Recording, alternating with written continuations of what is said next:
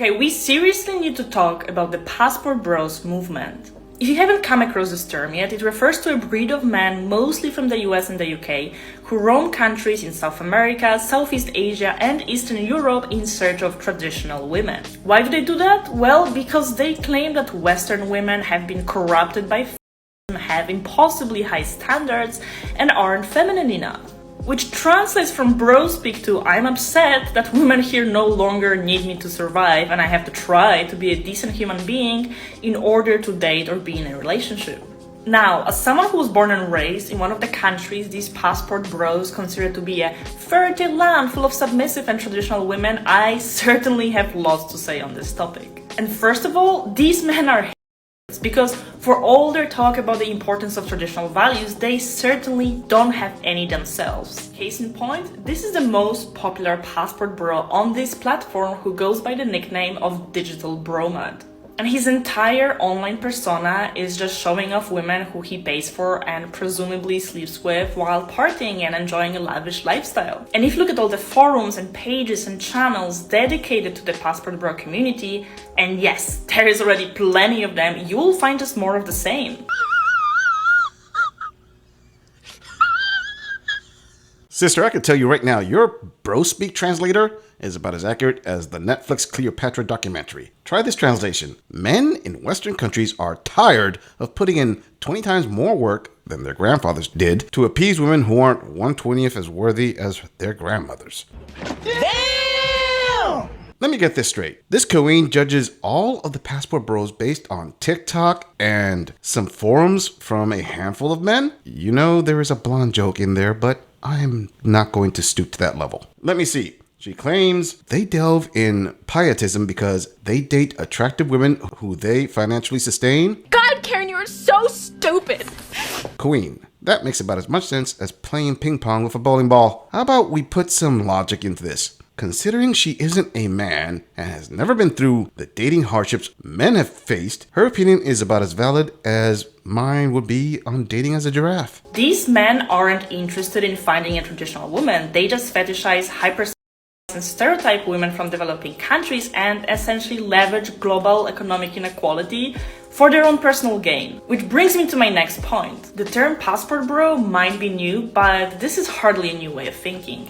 What you see right here is a part of an article published in GQ in the 1990s describing the Western man's fantasy of the Asian women. You can pause to read the whole thing, but it essentially implies that Asian women are fun and uncomplicated and they don't insist on being treated like a person, which makes them perfect for a Western man tired with those angry Well, clearly not much has changed in the last 3 decades. Because passport bros are once again reinforcing all these disgusting and reductive stereotypes that imply Asian women, but also South American women and Slavic women aren't people. No, in their eyes, we're just submissive and dutiful and always available blow-up dolls. And obviously, this is all a pile of bullshit, but unfortunately, it also leads to overprevalence of certain ethnicities in corn, the mail-order bride industry, and large-scale violence and exploitation. And yes, the existence of passport bros and the stereotypes they perpetuate contribute to all of that. Isn't it funny that almost always the women that are upset at the passport bro movement are the ones bashing Asian women and women from lesser developed countries as if they were beneath them? Or somehow, magically, when a passport bro shows up, those women have no will of their own. Queen, who exactly are the ones hurting women? Well, it's obviously the passport bros who show up, date those women with full consent, and financially support them. It couldn't possibly be the Western women who constantly berate women from lesser developed nations, now is it?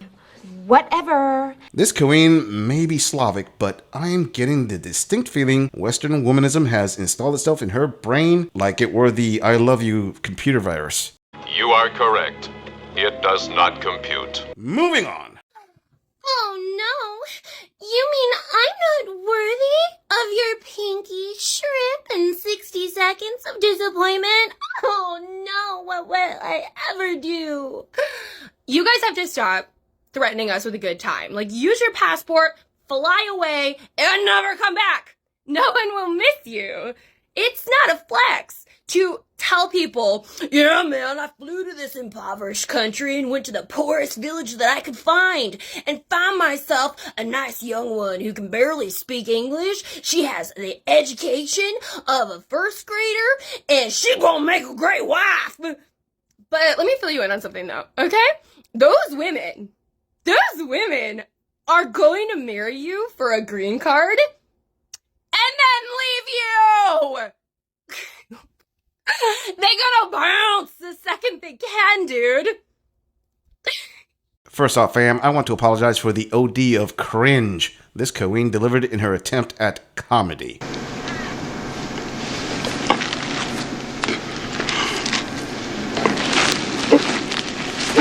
I know it was like nails on the chalkboard. Now, to address her humorous remarks, and trust me, I am using that word extremely lightly. The first 10 seconds, she used the default insult of a man's size. Seriously, ladies, do you actually think that works or is even funny? More to the point, it has an easy counter. You can say to a man, "You have a small ding-dong," and he can reply, "It fit your sister just fine." Got him! She said, "Fly away and no one will miss you." Queen, explain something to me. If you are not going to miss them and they don't bother you, why even make this video? Emotional damage! Ladies, again, we find a Western woman belittling women from lesser developed nations. It really seems that men respect less fortunate women more than Western women. Another thing is, the bulk of these passport bros are not bringing these women back to the West. They just move out of the West altogether. Also, Queen, what is the difference between being with a foreign woman and being with a Western woman? With a foreign woman, you don't have to worry about being dragged through the Western family courts. Moving on. There's actually no such thing as traditional values. What we call traditional values are patriarchal values, and the patriarchy has only been around for about 4,000 years. That's a blip in human history. Obviously, it seems hella long to the women in it, but it's very short compared to how long we've been around. So those aren't traditional in any sense of the word. Those are just values that the patriarchy chose and defined and voiced it upon everyone else. So what we're really talking about here is men choosing to go to other cultures where patriarchal values are even stronger than they are in America, which is saying a lot, where women have less agency, less choice, less ability to make something of their own lives as independent women. So yeah, an American white man at the top of the food chain who offers money in exchange for a total subservience sounds like a really good deal to some of them. But let's not forget that this is exploitative and it's a transaction. She's going to sink, Captain. But she can't sink.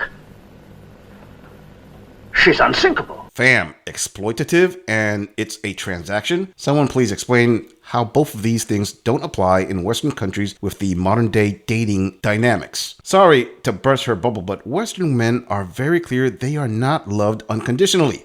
Men must have a level of value and offer women more than what women offer in order to even entertain the idea of a relationship. What is this queen smoking? Because it could possibly drop a horse. Let me put it this way. An average single queen can offer up her taco and she would get an average man answering the call super quick. By contrast, most average single men know in order for a woman to be interested in warming his bed, he has a laundry list of things he must provide first. Unless he pays a professional for the act, but that's another story. Oh, and the terrible patriarchy.